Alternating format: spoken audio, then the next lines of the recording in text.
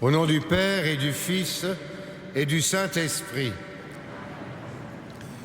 Que la grâce de notre Seigneur Jésus-Christ, tout l'amour de Dieu le Père et la communion de l'Esprit Saint soient toujours avec vous.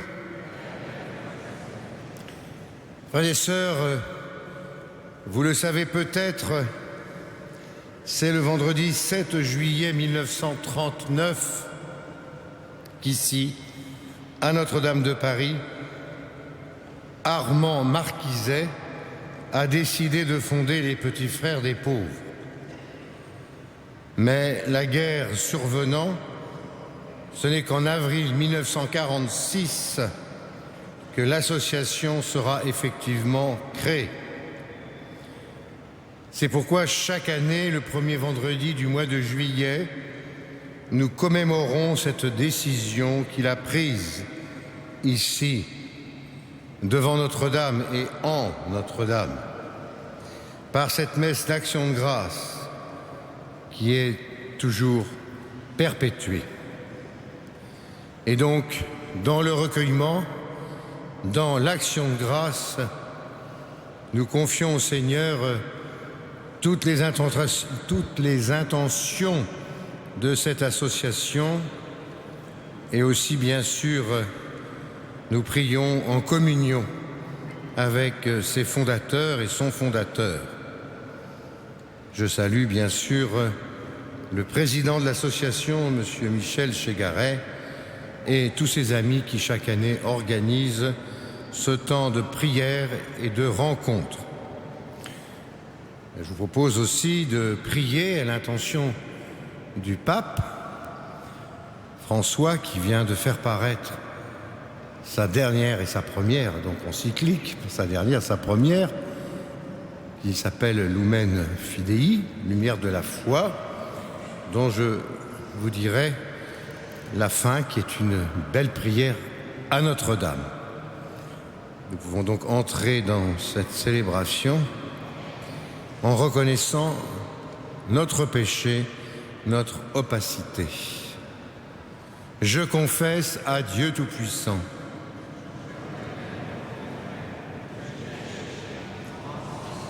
en parole, action, parole. Oui, j'ai vraiment péché. C'est nous sommes tous les saints, et vous aussi, mes frères, de prier pour moi, Seigneur notre Dieu. Que Dieu Tout-Puissant nous fasse miséricorde, qu'il nous pardonne nos péchés et nous conduise à la vie éternelle.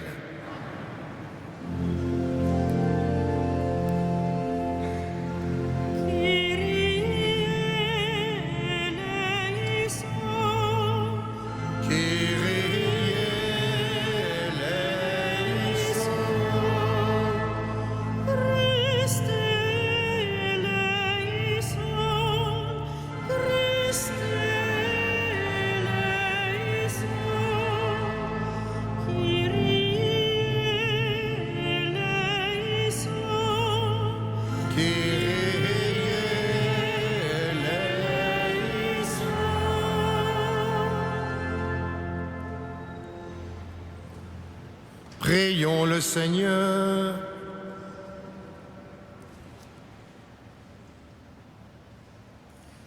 Dieu qui agit avec puissance dans tes sacrements, fais que le peuple assemblé pour te servir soit accordé à la sainteté de tes propres dons. Par Jésus le Christ, notre Seigneur.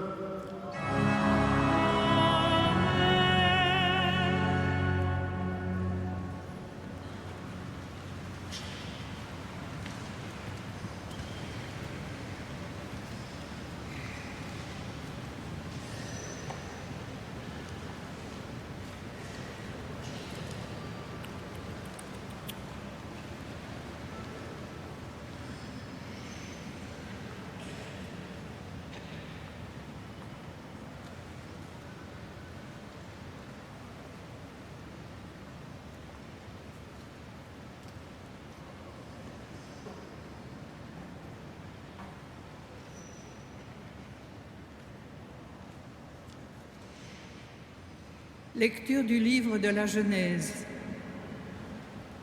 Sarah vécut 127 ans. Elle mourut à Hébron, dans le pays de Canaan. Abraham s'y rendit pour le deuil et les lamentations. Puis il laissa le corps pour aller parler aux Hittites qui habitaient le pays. Je ne suis qu'un immigré domicilié parmi vous. Accordez-moi d'acquérir chez vous une sépulture où je pourrai enterrer cette morte.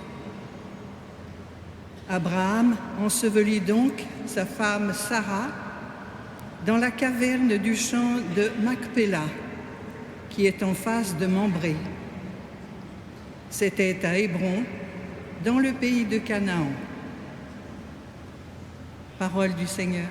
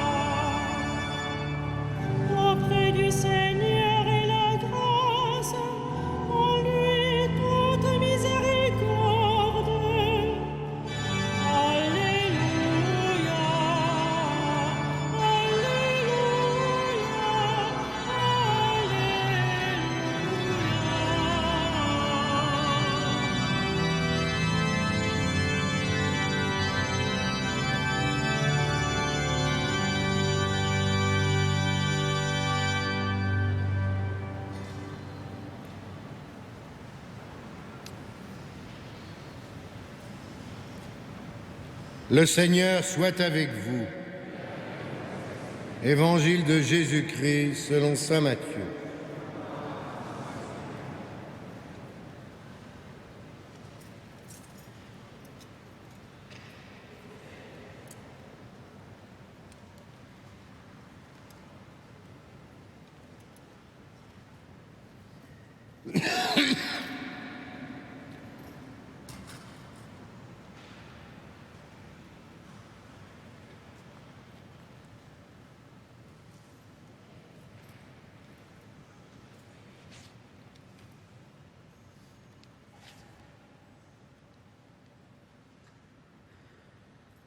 Jésus, sortant de Capharnaüm, vit un homme du nom de Matthieu, assis à son bureau de publicain. Il était collecteur d'impôts et lui dit : « Suis-moi. » L'homme se leva et le suivit. Comme Jésus était à table à la maison, voici que beaucoup de publicains et de pécheurs vinrent prendre place avec lui et ses disciples. Voyant cela, les pharisiens disaient aux disciples : « Pourquoi votre maître mange-t-il avec les publicains et les pécheurs ?» Jésus, qui avait entendu, déclara : « Ce ne sont pas les gens bien portants qui ont besoin du médecin, mais les malades. Allez apprendre ce que veut dire cette parole.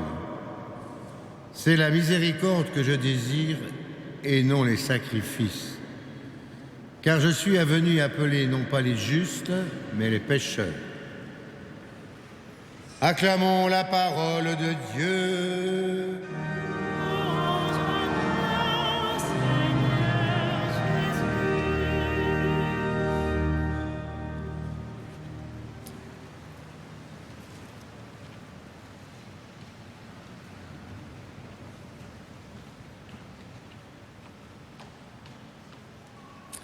Frères et sœurs, nous venons d'entendre dans le passage du livre de la Genèse comment, au fond, Sarah et Abraham ont permis, chacun à sa manière, que la promesse se réalise.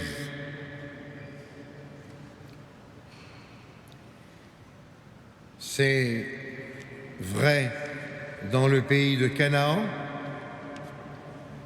c'est vrai aussi au moment où Jésus, dans l'évangile de saint Matthieu, sort de Capharnaüm et va à table à la maison de Matthieu. Que nous dit cet évangile? Que nous dit l'histoire de la promesse? Eh bien, d'abord et avant tout, me semble-t-il, que le Seigneur est venu appeler non pas les justes, mais les pécheurs. Alors je sais bien que nous répétons cela depuis 2000 ans, mais on ne peut pas dire vraiment que l'idée que le Seigneur soit venu appeler la multitude des pécheurs, et non pas d'abord les justes, grandisse dans le cœur de l'homme et même dans le cœur des chrétiens. Cette idée, cette réalité que Jésus manifeste avec les publicains et les pécheurs, mais devant évidemment les pharisiens,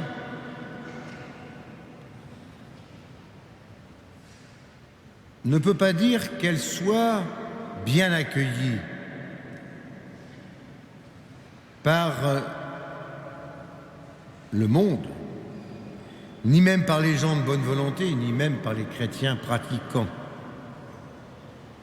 Il reste toujours ici ou là l'idée que les justes sont les premiers et que les autres doivent suivre. Or, c'est capital. Jésus est venu appeler les pécheurs. Et au cœur de l'Eucharistie, nous le disons, je ne suis pas digne de te recevoir, mais dis seulement une parole et je serai guéri. Même le prêtre le dit, même le pape le dit. Nous sommes tous des pauvres pécheurs.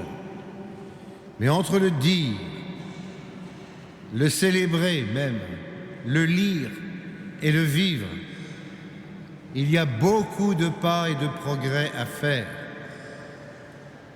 Qu'est-ce que ça veut dire? Ça veut dire ensuite qu'il faut donc délibérément nous considérer comme des malades. Jésus est venu pour les malades. Et que si on ne considère pas qu'on est malade et que c'est réservé pour d'autres, oui, les autres sont malades, mais pas nous, on est déjà aussi encore dans l'erreur. On n'est pas bien portant. On a besoin du médecin. On est malade. Malade de quoi?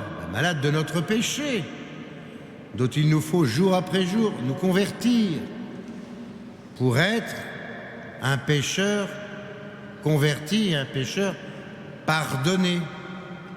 C'est toujours à reprendre. Et les premières places ne viennent que par surcroît, si on nous y invite, si on nous appelle, si le Seigneur nous réserve un cadeau par la providence. Mais en attendant, il ne faut pas nous hésiter à nous mettre à la table de nos frères et de nos sœurs. Souvent, nous rencontrons cela dans toute communauté, même chrétienne. Il y a ceux, évidemment, qui prétendent avoir les premiers rangs. Il n'y a qu'à voir dans cette cathédrale, si tout d'un coup on se met à changer l'ordre des premiers rangs, les difficultés parfois que nous avons à nous expliquer avec certaines personnes qui imaginent que de tout temps, elles ont la troisième chaise de la deuxième rangée. Bon, je crois bien que dans 3000 ans, il faudra encore continuer d'expliquer inlassablement et peut-être même quelquefois en venir à coups de parapluie pour arriver à expliquer que les premières places, c'est pour les derniers qui rentrent. Ben oui, alors on peut rire, on peut sourire, mais c'est pourtant la réalité. Voyez-vous, Armand Marquiset a découvert ce que voulait dire cet évangile. Ça lui est tombé dessus, ici à Notre-Dame. Et puis il a mûri son projet, ses projets, car Dieu sait si il avait des projets. Mais, comme on dit, on regarde l'arbre à ses fruits. Depuis 1946, il s'en est passé des choses, bientôt 70 ans. Bientôt 70 ans, et depuis 1939, encore plus. Et les petits frères des pauvres sont toujours vivants, ont toujours un rayonnement caritatif, un rayonnement spirituel. Ils se retrouvent aujourd'hui là, mais demain ailleurs, et puis ils reçoivent les gens dans leur centre, comme celui qui est juste à côté. Ils accueillent les personnes, ils leur donnent à manger, ils les aident, ils subviennent à des difficultés, pallient à leurs problèmes. Voilà. Il a eu cette idée, il a été frappé par le Seigneur, il a entendu qu'il fallait qu'il se lève, qu'il suive le Christ. C'est donc quelque chose de très important que de pouvoir faire mémoire de ces femmes et de ces hommes qui, comme Armand Marquiset et puis ceux qui ont suivi jusqu'à aujourd'hui, se prennent à prendre au sérieux l'Évangile. Or, certes, ce sont aussi des pécheurs et des pécheresses. Ils ne prétendent pas être canonisés du jour au lendemain. Mais ils ont compris quelque chose de ce que Jésus a dit à Matthieu, « Suis-moi », ils se lèvent, ils le suivent. Alors, frères et sœurs, aidés par Marie dans cette cathédrale, Marie qui nous présente sans cesse le Christ, d'abord l'enfant Jésus dans ses bras, au pilier, et puis le Christ mort et déjà bientôt ressuscité au pied de cette croix de lumière. Tournons-nous vers Marie pour qu'elle nous aide à découvrir comment son Fils, le Christ, est la lumière pour les hommes, qu'il est la lumière pour notre foi. Comme on le dit dans ce jubilé de la cathédrale, elle est le chemin, la voie pour découvrir le Christ qui nous est déjà proposé sur cette magnifique façade, mais aussi dans cette splendide cathédrale. Permettez-moi de terminer ce petit mot par vous lire les dernières lignes de notre pape François dans son encyclique qui se termine par une prière à la Vierge. Cela vient de paraître aujourd'hui. Tournons-nous vers Marie, mère de l'Église, mère de notre foi, en priant. Ô Mère, aide notre foi. Ouvre notre écoute à la parole pour que nous reconnaissions la voix de Dieu et son appel. Éveille en nous le désir de suivre ses pas en sortant de notre terre, en accueillant sa promesse. Aide-nous à nous laisser toucher par son amour pour que nous puissions le toucher par la foi. Aide-nous à nous confier pleinement à lui, à croire en son amour, surtout dans les moments de tribulation et de croix, quand notre foi est appelée à mûrir. Sème dans notre foi la joie du ressuscité. Rappelle-nous que celui qui croit n'est jamais seul. Enseigne-nous à regarder avec les yeux de Jésus pour qu'il soit lumière sur notre chemin et que cette lumière de la foi grandisse toujours en nous jusqu'à ce qu'arrive ce jour sans couchant qui est le Christ lui-même, ton Fils, notre Seigneur. Signé François, donné à Rome près de Saint-Pierre le 29 juin 2013, solennité des saints apôtres Pierre et Paul, en la première année de mon pontificat. Eh bien, nous pouvons prier les uns pour les autres et pour tous ceux qui essayent de rendre témoignage à la foi en Jésus-Christ. Amen.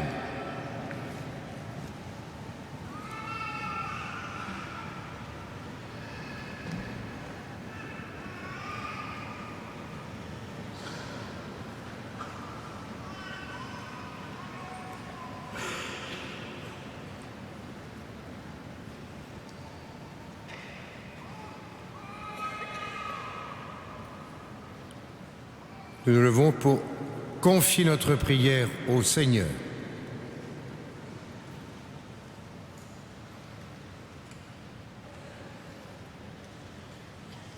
Après chaque intention, nous chanterons le refrain du Kyrie eleison.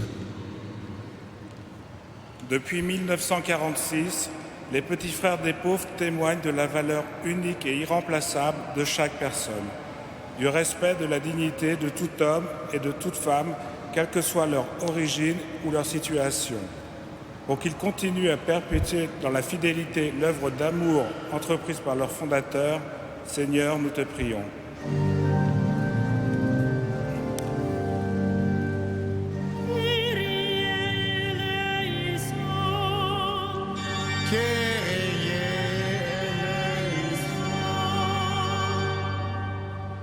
La solitude, la précarité, l'injustice, la maladie, le handicap excluent chaque jour davantage. La misère, les privations matérielles, le chômage sont source de souffrance et de découragement. Pour que les plus pauvres, les plus fragiles et les plus délaissés trouvent en nous l'affection, le soutien, le réconfort et l'apaisement dont ils ont besoin et pour qu'ils gardent espérance. Seigneur, nous te prions.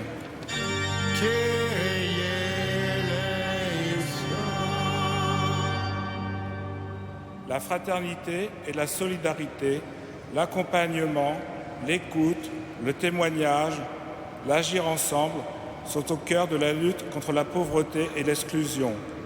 Pour tous ceux qui se dépensent sans compter pour aider les petits frères des pauvres à remplir leur mission auprès des plus démunis et sans lequel rien ne serait possible.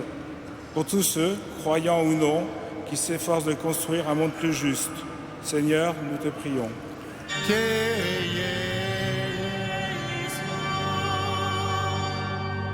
Dieu notre Père, nous te prions et nous te prions aussi pour les jeunes qui, en ce temps de l'été, vont prendre un engagement, que ce soit ceux qui viennent d'être ordonnés prêtres ou ceux qui entrent au séminaire ou ceux qui vont bientôt se fiancer ou se marier. Que tous ces jeunes trouvent dans leur engagement, dans le sacrement qu'ils préparent ou qu'ils vont recevoir, des occasions d'épanouir leur foi pour le témoignage auprès de leurs frères. Seigneur, nous te prions.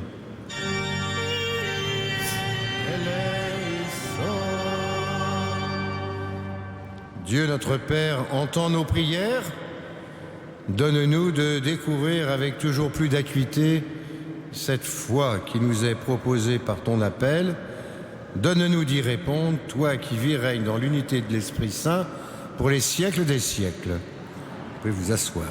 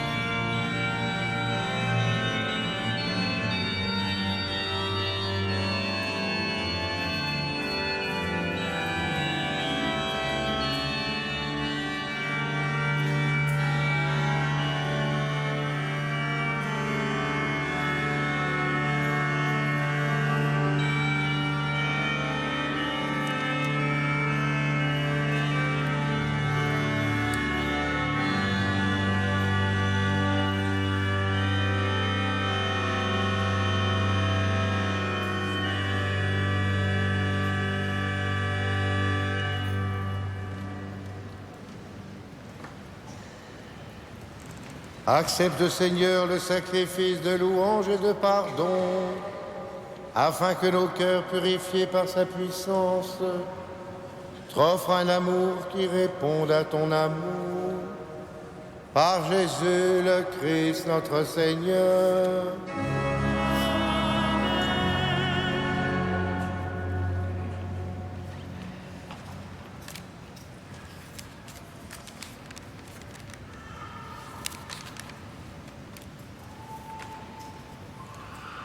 Le Seigneur soit avec vous.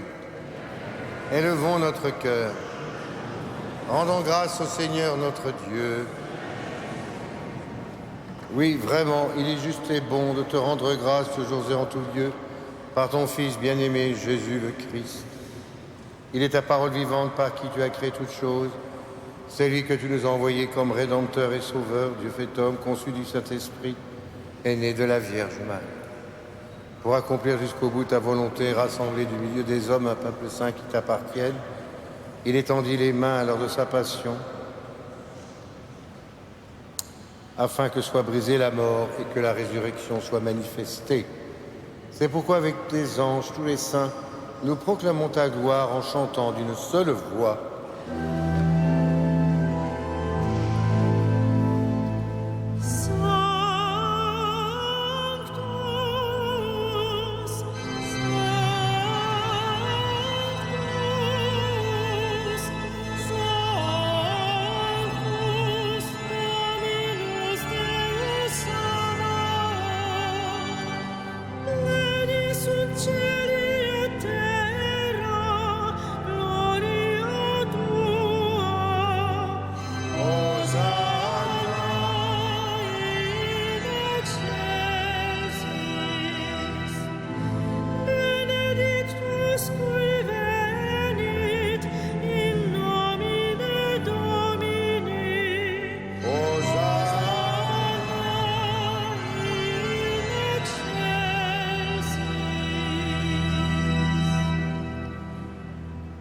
Toi qui es vraiment saint, toi qui es la source de toute sainteté, Seigneur, nous te prions.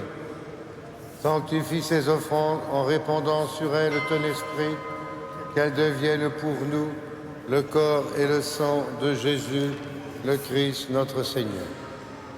Au moment d'être livré, d'entrer librement dans sa passion, il prit le pain, il rendit grâce, il le rompit et le donna à ses disciples en disant: prenez et mangez-en tous, ceci est mon corps livré pour vous.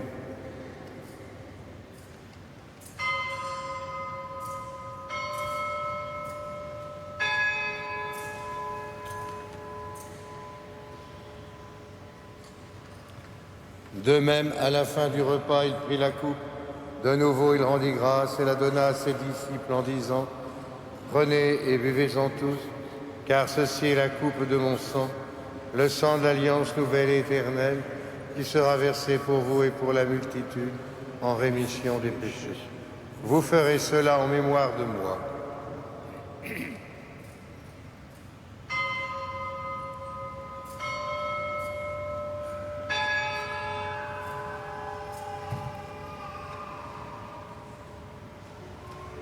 Il est grand le mystère de la foi.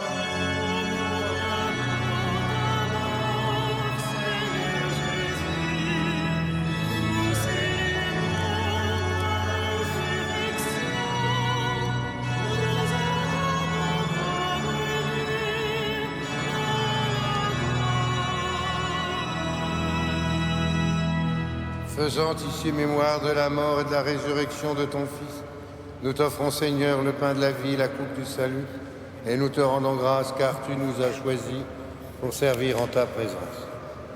Humblement, nous te demandons qu'en ayant part au corps et au sang du Christ, nous soyons rassemblés par l'Esprit Saint en un seul corps. Souviens-toi, Seigneur, de ton Église répandue à travers le monde.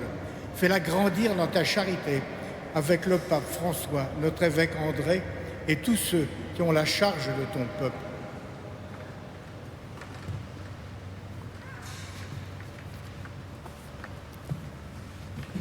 Souviens-toi aussi de nos frères et sœurs qui se sont endormis dans l'espérance de la résurrection.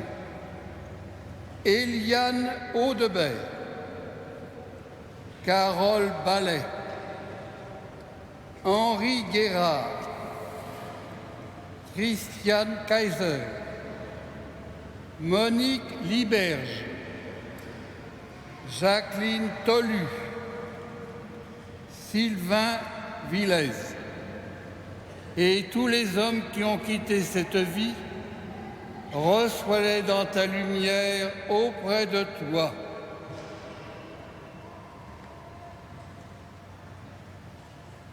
Sur nous tous, enfin, nous implorons ta bonté. Permets qu'avec la Vierge Marie, la bienheureuse Mère de Dieu, Saint Joseph, son époux, avec les apôtres Pierre et Paul et les saints de tous les temps qui ont vécu dans ton amitié, nous ayons part à la vie éternelle et que nous chantions ta louange par Jésus-Christ, ton Fils bien-aimé. Nous prions plus spécialement aussi pour Magali, pour qui la messe est célébrée. Par lui, avec lui et en lui. À toi, Dieu le Père Tout-Puissant, dans l'unité du Saint-Esprit, tout honneur et toute gloire pour les siècles des siècles.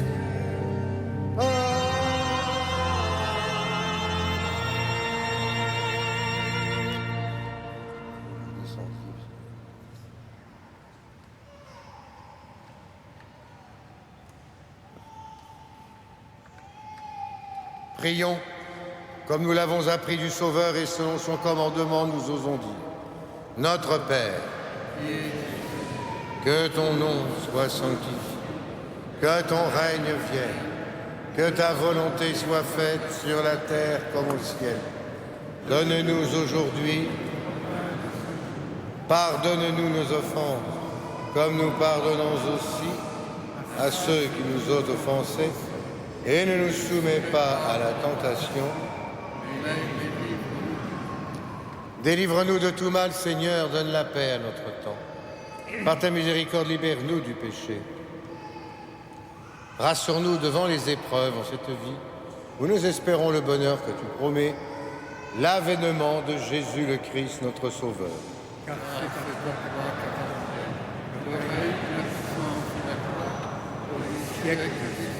Seigneur Jésus-Christ, tu as dit à tes apôtres, je vous laisse la paix, je vous donne ma paix.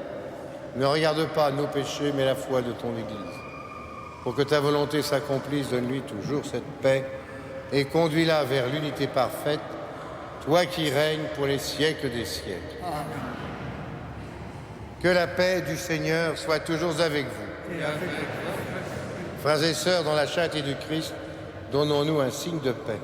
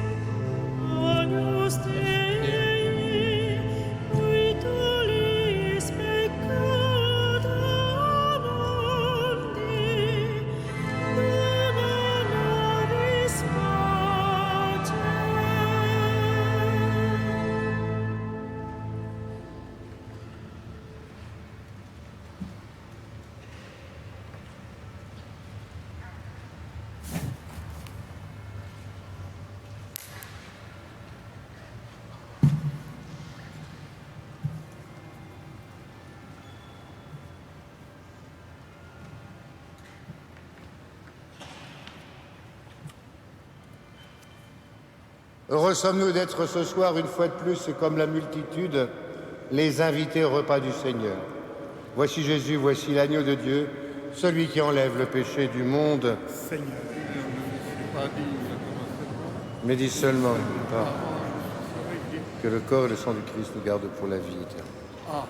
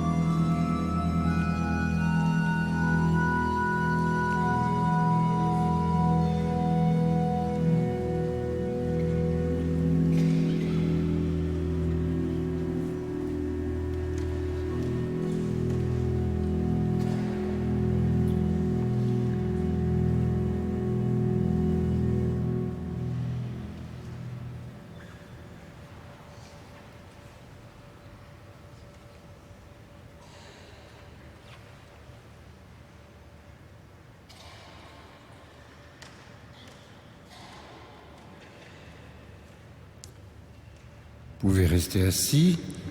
Je suis heureux de donner la parole maintenant à Maître Lafont qui nous adresse quelques mots. Et puis je salue aussi la présence de mes confrères, le Père Marc, le Père Jean-Pierre Fournier et le Père Louveau qui ont concélébré cette messe avec moi. Nous écoutons maintenant Maître Lafont. Nous commémorons Armand Marquiset. On vous l'a expliqué tout à l'heure. C'est lui qui fut notre fondateur, le fondateur des Petits Frères des Pauvres. C'est l'homme qui, par excellence, nous a appris à aimer, aimer, aimer. Il a désiré nous entendre dire la prière du soir qu'il a façonnée lui-même. La voici. Avons-nous vécu, Seigneur, cette journée selon vous? Avons-nous été patients, humbles, aimants? Avons-nous été attentifs à tous ceux qui venaient? Avons-nous répondu à l'espoir de ceux qui demandaient? Avons-nous embrassé ceux qui pleuraient? Avons-nous souri de tendresse jusqu'au retour de leur sourire? Avons-nous prié en toutes les souffrances? Avons-nous donné des fleurs avant le pain? Avons-nous éclaté votre joie? Avons-nous sans cesse été des frères pour nos frères? Si tout cela ne fut pas, pardonnez-nous Seigneur, et même si cela fut, ce ne fut pas assez. Aussi, nous vous prions, embrasez-nous d'amour, chaque jour davantage, Seigneur, jusqu'au soleil final de votre éternité.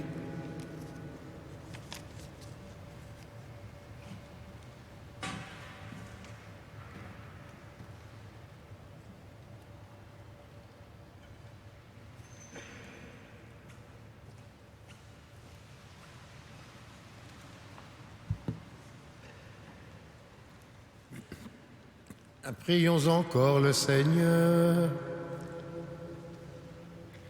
Que le corps et le sang de Jésus-Christ, offerts en sacrifice et reçus en communion, nous donnent la vie, Seigneur.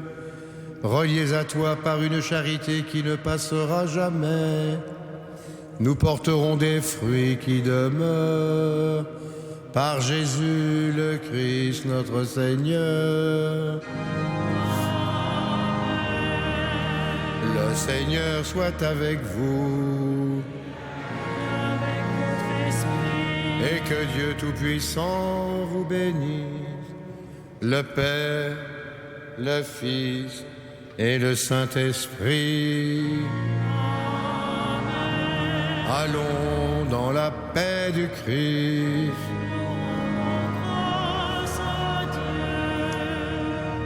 Et comme nous y invite avec insistance et bienveillance le pape François, tournons-nous comme chaque soir ici à Notre-Dame vers Marie, notre Mère.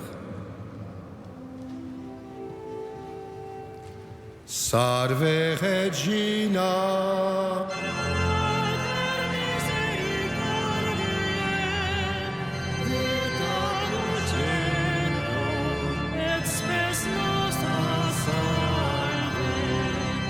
A te clamamus, exules Filii Eve, a te suspiramus, gerentes et fredes, in lacrimam vale. Ea ego, advocata nostra, in nos